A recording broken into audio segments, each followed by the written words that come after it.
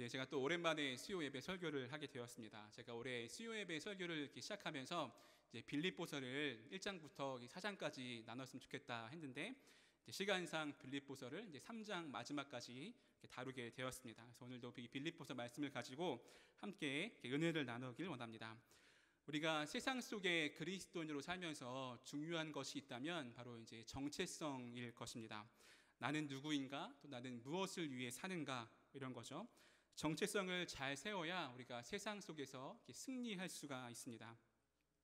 제가 이제 그 젊은이부 설교를 다 맡아서 하게 되었습니다. 제가 하지 않았는데 젊은이부 설교를 이제 목사님을 찾아가가지고 제가 좀 설교를 해야겠습니다. 이렇게 잘 안 그러는데 이렇게 했습니다. 왜 그러냐면 이 젊은이부 설교를 좀 해야 젊은이들을 더 이렇게 사랑하게 되고 또 책임감 있게 젊은이부를 담당할 것 같아서 이제 설교를 제가 하겠다고 말씀드리고 한 2주 전부터 젊은이부 설교를 하고 있습니다. 제가 설교를 하겠다고 말씀을 드렸는데 이 막상 설교를 하려니까 무슨 설교를 해야 되나 고민이 많이 되더라고요. 제가 그 수련 목회자 과정을 밟고 있는데요. 수련 목회자 과정 중에 3년 동안 매년 시험을 봅니다. 성경 시험, 신학 시험, 논문 이렇게 쓰는 거 있는데요. 최근에 이제 신학 시험을 봤어요. 근데 그 신학 시험을 치르기 위하여서 강의를 듣는데 그 강의 중에 이 교회 성장학이라는 강의가 있었습니다. 이 강의를 하신 목사님이 미국의 그 교회 성장 역사와 또 현재 상황들을 이야기하시면서 이 강의를 하셨는데요. 미국 성장의 역사를 이렇게 4단계로 나눌 수 있다고 하고 또 현재 상황의 이야기를 이렇게 해주셨습니다. 최근에 성장하는 미국 교회들을 보니까 정통 교단들이 있지 않습니까? 우리 감리교, 장로교, 순복음 이런 것이 있는데 그런 기존 교단들이 부흥하는 경우는 2%밖에 되지 않는다고 하더라고요. 오히려 이 독립교단이나 이 무소속 교회들이 더 많이 성장을 한다고 하는 것입니다. 그래서 왜 그렇게 성장을 잘하나 연구를 해보니까 그 교회들이 잘하는 게 뭐냐면 이제 정체성 교육을 확실히 한다는 거예요. 어떤 정체성 교육이냐면 이 복음에 기반한 정체성 교육을 확실히 한다는 것입니다. 이 복음에 기반해서 나는 누구인가, 나는 무엇을 위해 사는가 이런 교육들을 확실히 하고 그래서 일상에서의 신실한 삶을 경험하게 하고 또 그것을 간증으로 나누게 한다는 것이죠. 요즘 청년들이 예수님을 신실하게 믿을 수 있는 기회가 많을까요? 아니면 신실하게 믿지 못할 기회가 많을까요? 네, 질문의 의도가 확실하죠. 네, 후자입니다. 요즘 청년들이 거룩하지 않아서 하나님을 사랑하지 않아서일 수도 있지만 그렇지 않은 경우도 많이 있는데 왜 그러냐면 요즘 청년들의 삶이 너무 분주하고 이제 바쁘기 때문에 그렇습니다. 이 대학생 자녀를 둔 권사님과 이야기를 하는데 요즘에는 대학생들이 이 학점만 잘 맞아서는 좋은 곳에 취직할 수 없다고 하더라고요. 이제 이 학생의 경력도 보고 어떤 활동을 했나, 또 어떤 상을 수상했나, 어떤 경험을 가지고 있나, 이런 것을 본다고 합니다. 그리고 직장에 다니는 청년들도 이제 매우 바쁘고 피곤하기도 합니다. 요즘에 그 젊은이 부의 리더를 세우려고 몇몇 형제들과 자매들과 청년들이 이 금요 예배 후에 담임 목사님과 함께 이제 훈련을 받고 있거든요. 이 금요 예배 후면은 9시 반이 넘는 시간이잖아요.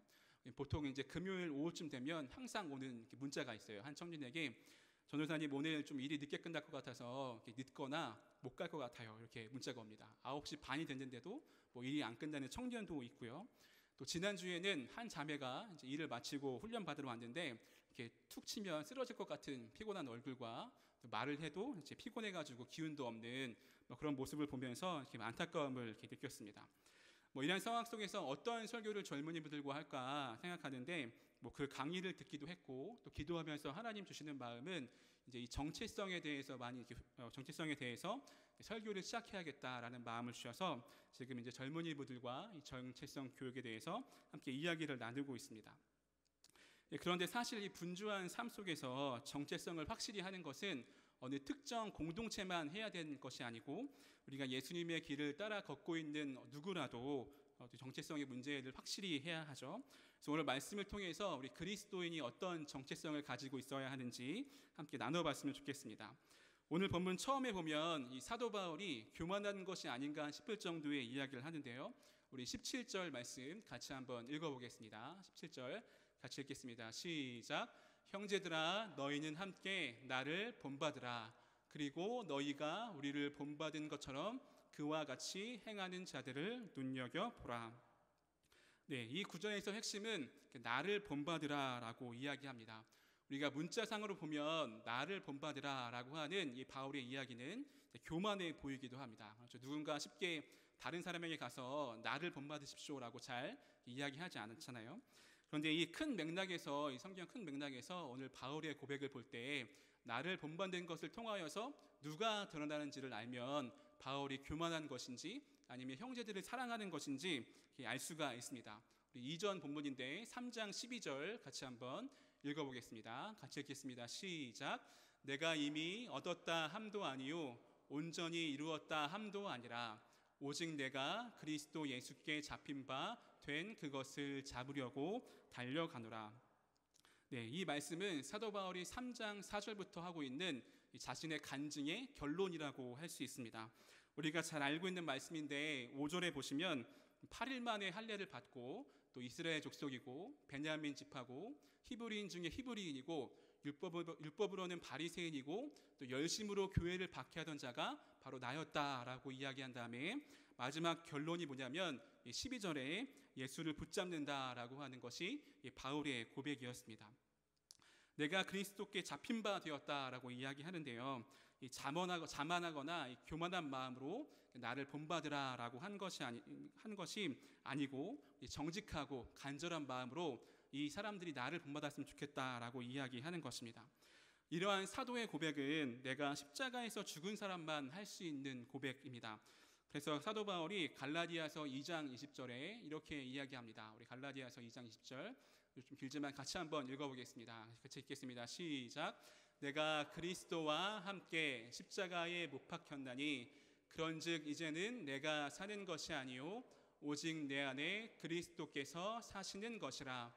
이제 내가 육체 가운데 사는 것은 나를 사랑하사 나를 위하여 자기 자신을 버리신 하나님의 아들을 믿는 믿음 안에서 사는 것이라. 아멘. 이 말씀의 고백처럼 나는 십자가에 못 박혀 내 자아와 욕심과 정욕은 죽고 예수 그리스도와 다시 사는 삶을 사는 사람이 영적인 당당함으로 할 수 있는 말이 나를 본받으라라고 하는 것입니다. 여기서 우리가 이러한 바울의 고백으로 알 수 있는 우리가 가져야 할 첫 번째 정체성은 나는 죽고 예수 그리스도로 살아가는 삶입니다. 우리 그리스도인이란 어떤 사람들이냐고 하냐면 나의 옛 자아는 십자가에 못 박고 예수님과 함께 살아가면서 예수님을 닮아가고 예수님의 길을 따라가는 삶이라고 할 수 있습니다. 저는 그 존 웨슬리를 감리교 창시자인 존 웨슬리를 여러 면에서 좋아하는데요. 그가 했던 신학적인 얘기가 하나 있습니다. 이제 사람이 하나님의 형상을 따라 지음을 받았잖아요. 그런데 그 죄를 지음으로 사람 안에 있는 하나님의 형상이 이렇게 깨어지게 되었다는 거예요. 좀 어려운 말로 이렇게 세 가지 형상이 깨어졌다고 하는데 하나는 도덕적 형상, 정치적 형상, 자연적 형상이 깨어졌다라고 합니다. 어느 것 두 개는 이제 부분적으로 깨어지고 하나는 완전히 깨어졌다라고 이야기하는데요. 그래서 우리가 그것을 회복하기 위해서는 어떻게 해야 하느냐? 완전한 하나님이시고 또 완전한 인간이신 예수님을 닮아가야 한다. 우리가 예수님을 닮아갈 때 우리 안에 깨어져 있는 이제 하나님의 형상을 회복할 수 있다라고 이야기를 합니다. 그리스도인이란 하나님의 형상을 회복하는 사람이라고 알 수 있죠. 제가 오늘 이 말씀을 묵상하는데 이제 생각나는 기사가 하나 있었습니다. 예전에 본 거여서 디테일한 내용은 생각나지 않는데 대략 이런 내용이었어요. 한국에 3대 종교가 있잖아요. 개신교, 천주교, 불교가 있습니다. 그런데 이 3대 종교에 대표하는 그 리더들이 있다는 거예요. 예를 들어 돌아가긴 하셨지만 불교에는 뭐 법정 스님이나 법륜 스님이 있고 또 천주교에는 뭐 김수환 추기경이 있다. 뭐 이런 이 얘기예요. 그런데 그 기사의 골자에는 개신교에는 개신교를 대표할 만한 리더, 목사님이 없다는 거죠. 유명한 목사님들은 많이 있는데 이분이면 개신교를 대표할 수 있겠다. 안 믿는 사람들도 이분이면 개신교를 대표할 만한 목사님이다. 할 분이 없다라는 그런 기사였습니다. 그러면서 드는 생각이 개신교가 요즘에 비난을 많이 받고 있는데 오늘 본문의 사도 바울의 고백처럼 나를 본받으라고 하는 이 교만이 아니라 자기가 십자가에 죽고 또 예수님으로 살아가는 그러한 리더들이 많이 나타났으면 좋겠다라고 하는 생각을 하게 되었습니다. 또 우리 일신교회 안에서도 이러한 사랑의 관계가 많아지고 또 겸손하고 또 공동체를 사랑하는 그런 리더들이 세워지기를 소망합니다. 두 번째, 우리가 오늘 말씀을 통해서 알 수 있는 정체성은 우리 19절에서 알 수 있습니다. 우리가 첫 번째가 나를 본받으라라고 했다면, 두 번째는 우리가 하지 말아야 할 것들에 대해서 이야기하시는데요. 우리 19절 같이 한번 읽어보겠습니다. 19절 같이 읽겠습니다. 시작. 그들의 마침은 멸망이요 그들의 신은 배요 그 영광은 그들의 부끄러움에 있고 땅의 일을 생각하는 자라. 네, 오늘 이 19절을 네 가지로 나누어서 정리할 수 있습니다. 첫 번째는 그들의 마침은 멸망이다라고 하는 것이죠. 한 공동체이던 사람이던 마지막 모습이 어떠냐에 따라서 그 사람이 공동체를 사람들이 공동체를 좋게 생각할 수도 있고 이제 그렇지 않을 수도 있습니다. 아무리 선해 보이는 것이어도 그것이 나타내는 결과를 보면 그 의도를 알 수가 있죠. 그 신천지를 자세히 보면 이제 신천지가 이 평화라는 말을 자주 사용합니다. 제가 신천지와 평화를 검색해 보니까 신천지 자원봉사단이 봉사를 통해서 평화를 이루었다, 뭐 이런 기사도 있고요. 그리고 신천지가 뭐 큰 집회를 하는데 무슨 평화 집회 이렇게 해서 보니까 신천지가 큰 게 운동장을 빌려가지고 집회하는 거더라고요. 그래서 얼핏 보면 그럴듯해 보이지만 이 고장난 폭주 기관차처럼 멸망을 향해 달려가는 사람들이 그런 사람들이다라고 이야기합니다. 두 번째로 그들의 신은 이제 배라고 이야기합니다. 그들의 신은 배. 처음에 저는 이 말씀을 보고 아무 설명이 없어서 이게 타는 배인가, 뭐 먹는 배인가 이런 생각을 하다가 좀 찾아봤더니 사람의 배를 이야기하더라고요. 여기서 그들의 신이 배라고 하는 것은 이제 욕망을 이야기합니다. 그들은 개인적인 만족 외에 다른 어느 것도 필요가 없습니다. 그저 나의 배를 채우는 욕망이 나의 삶을 지배하도록 내 삶을 내어준 사람들이다라고 하는 것이죠. 우리가 멀리서 얘를 찾지 않아도 우리 각자의 삶을 찾아보면 그렇지 않나라는 생각이 듭니다. 이것만 가지면 행복할 것 같고, 조금만 더 있으면 남부러울 것 없는 것 같고, 조금만 더 있으면 편하게 살 수 있을 것 같은 그런 마음들이 있지만, 우리가 조금만 더 가져보면 조금 더 갖고 싶고, 이런 게 사람들 마음이지 않겠습니까? 세 번째로 그 영광은 그들의 부끄러움에 있다라고 이야기하는데요. 그들은 부끄러워할 그들의 이유를 영광스럽게, 자랑스럽게 생각한다고 이야기합니다. 이런 사람들의 특징이 있는데, 이런 사람들은 자신의 삶을 점검하지 않는다라는 것입니다. 말씀 앞에 자신을 돌아보지 않고, 자신의 삶을 돌아보지 않고, 자기의 잘남에, 나의 능력에, 나의 교만함에 취해서 내가 부끄러운 것이 부끄러우신 줄 모르고 자랑하면서 살아간다는 것입니다. 우리 마지막으로 이제 이 말씀을 정리하면 땅의 일을 생각하는 사람들이라고 하는 것입니다. 그들의 모든 관심은 땅에 있습니다. 그들이 이 세상의 시야는 땅에 제한되어 있는 것이죠. 여러분, 하늘을 가끔 이렇게 보시나요? 저는 그 하늘 보는 거 되게 좋아하는데, 이 서울에 요즘에는 이렇게 하늘이 이쁘지가 않은 것 같아요. 미세먼지가 하도 많아가지고 뿌옇기도 하고. 그래서 저는 그 가끔 하늘을 보러 여주를 갑니다. 저 고향이 여주이기도 하고 여주를 좋아하기도 하고. 그래서 이제 건물이 많지 않은 곳에, 탁 트인 곳에 하늘을 보면 한 주간 분주하고 바쁘게 살던 삶은 잊혀지고 하나님이 함께 하시는구나라고 하는 것을 느끼게 되는 것 같아요. 우리가 하늘을 보고 하나님을 바라봐야 인생에서 승리할 수 있는데, 이 사람들은 어떤 사람들이냐면 땅의 일만 생각하고 땅만 바라보는 사람들이라고 이야기하고 있습니다.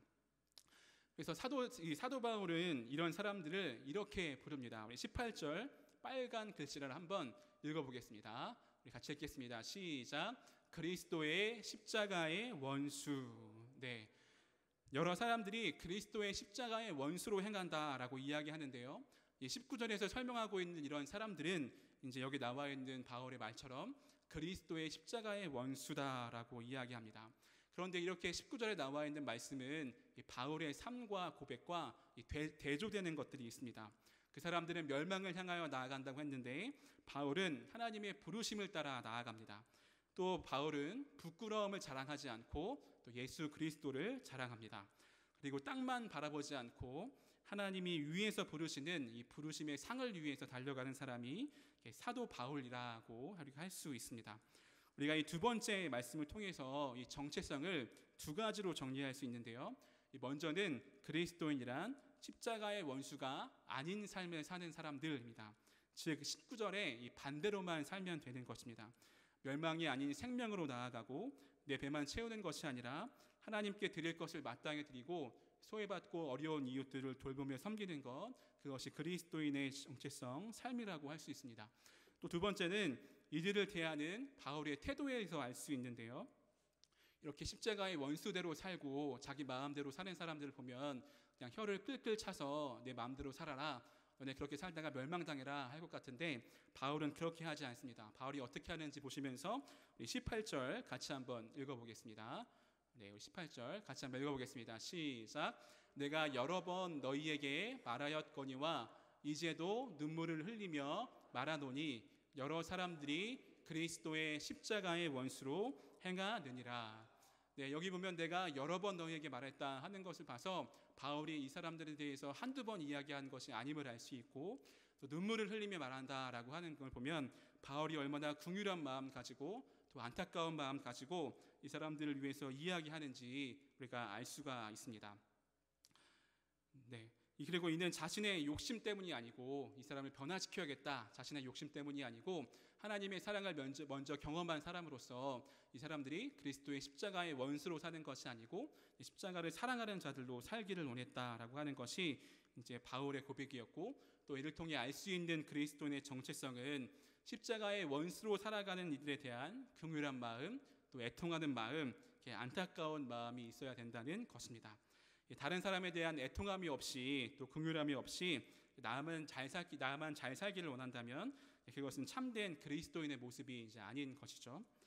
이 젊은이 부에서 천원 헌금이라고 하는 것을 하고 있습니다. 말 그대로 매주 1,000원이나 혹은 그 이상의 돈을 헌금해서 도움이 필요한 이웃들을 돕는 이게 목적 헌금입니다. 이 한 해를 합치면 꽤 많은 돈이 모입니다. 그걸 가지고 섬기고 돕는 일에 사용하는데요. 최근에는 추석 때 이제 떡을 맞춰가지고 송편을 주변에 이웃들에게 나눴고, 우리 12월 달에는 추우니까 좀 이제 핫팩을 사가지고 좀 나누려고 하고 있습니다. 그리고 저희가 정기적으로는 돕는 아이가 한 명 있는데요. 우리 유치원에 다니기도 하고 우리 일신교회 유치부에도 나오는 아이입니다.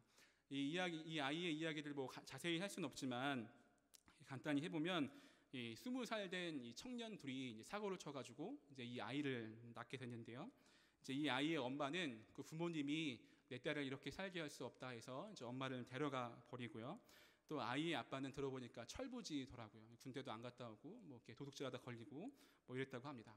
그래서 그 옆집 살던 할아버지가 그 4개월 때부터 이제 지금 6살이 됐는데 지금까지 이 아이를 보살피고 있다는 거예요. 그래서 그 사정을 듣고 이 젊은이 부에서 좀 도우려고 할아버지한테 얘기를 해보니까 금전적인 도움은 이제 안 해도 되고 그냥 아이랑 잘 이렇게 놀아달라고 이야기를 하더라고요.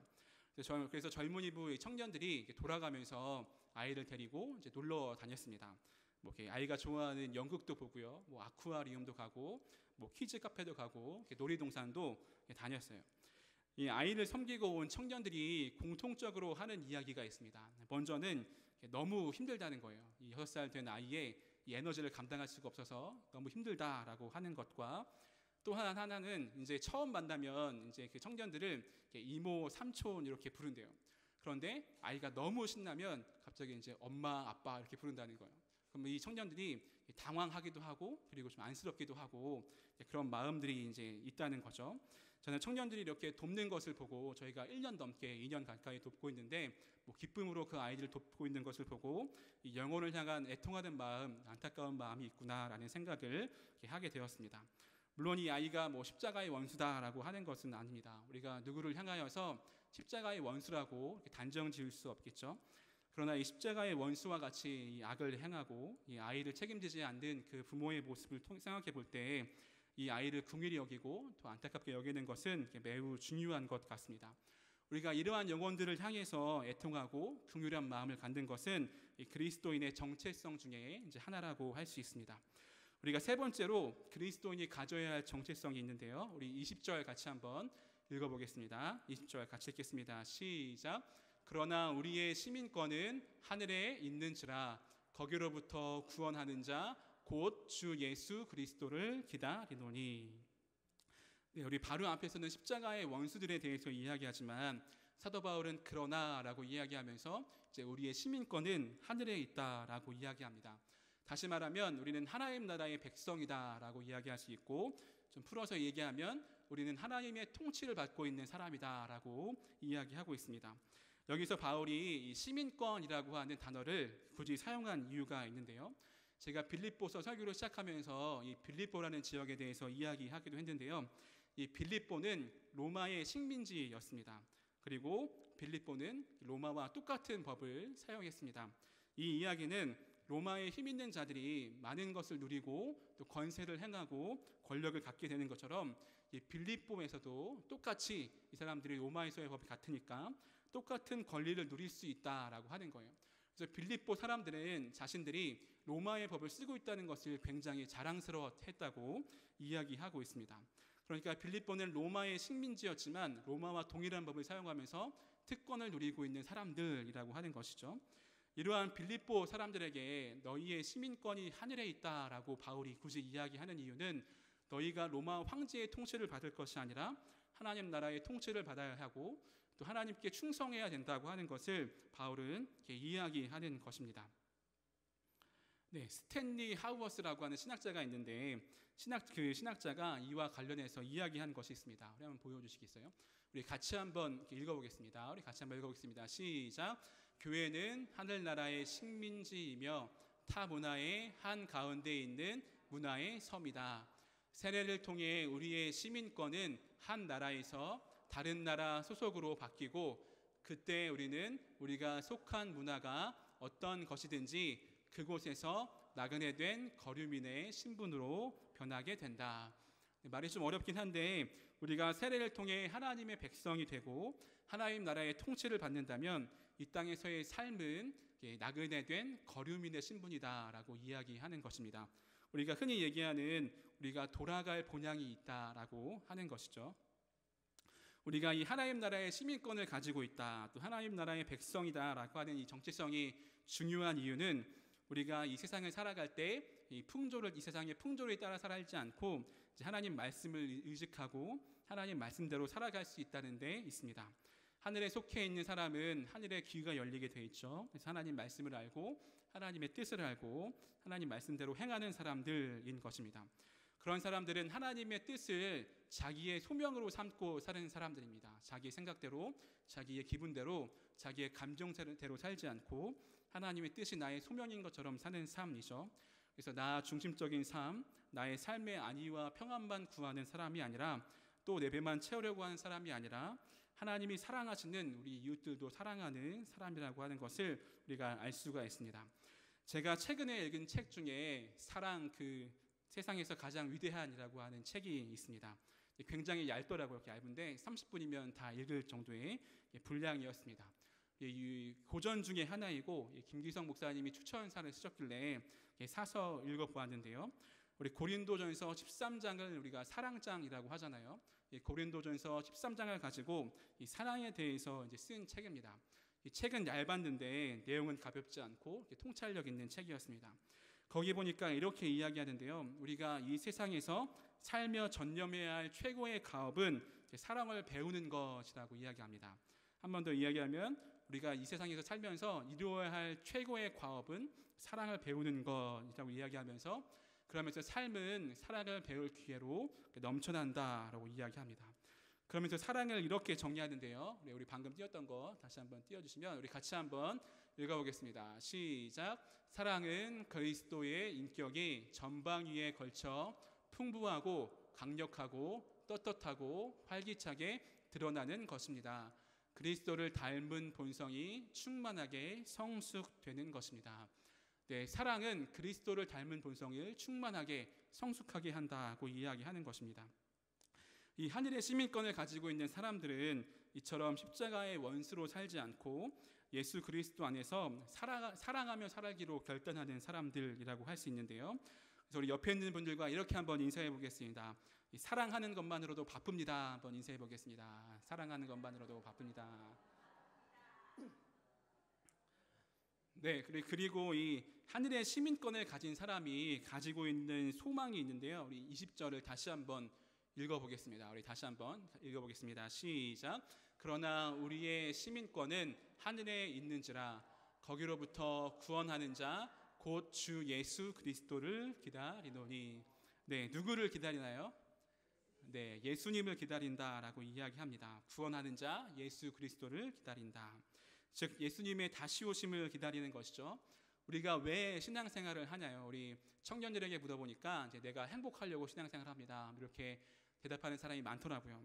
물론 좋은 이야기지만 우리 그리스도인으로서 신앙생활하는 가장 큰 이유는, 결정적인 이유는 예수님의 다시 오심을 기다리는 것입니다. 예수님의 다시 오심을 기다리면, 예수님이 다시 오시면 현재의 삶의 아픔과 고통은 다 사라지고 우리가 영원한 하나님 나라에서 하나님과 영원한 교제를 누리기를 소망하면서 살아가는 것이죠. 그래서 우리는 하나님 나라의 통치를 받으면서 예수님의 다시 오심을 기다려야 합니다. 예수님이 다시 오시면 우리를 변화시키는 것이 있는데요. 우리 21절 같이 한번 읽어보겠습니다. 우리 21절 같이 읽겠습니다. 시작. 그는 만물을 자기에게 복종하게 하실 수 있는 자의 역사로 우리의 낮은 몸을 자기 영광의 몸의 형체와 같이 변하게 하시리라.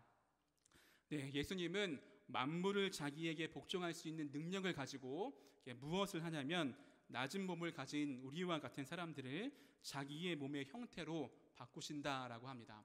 세번역 성경에 보니까 낮은 몸을 비천한 몸이라고 이제 하더라고요.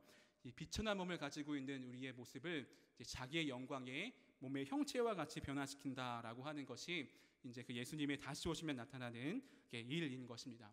우리가 죄의 습성을 따라 살고 있는 우리의 삶이 예수님을 통해 영광스럽게 변한다라고 이야기하는 것이고요. 그래서 우리는 계속해서 예수님을 우리 삶 가운데의 주인으로 영접해야 된다고 하는 것입니다. 우리가 계속해서 우리의 죄된 몸과 영혼과 마음들을 하나님 앞에 내어드릴 때 그가 우리 안에 새 사람을 더욱더 강건하게 하실 것입니다. 우리 마지막으로 그래서 바울은 빌립보 성도들에게 이렇게 권면합니다. 우리 4장 1절 같이 한번 읽어보겠습니다. 같이 읽겠습니다. 시작.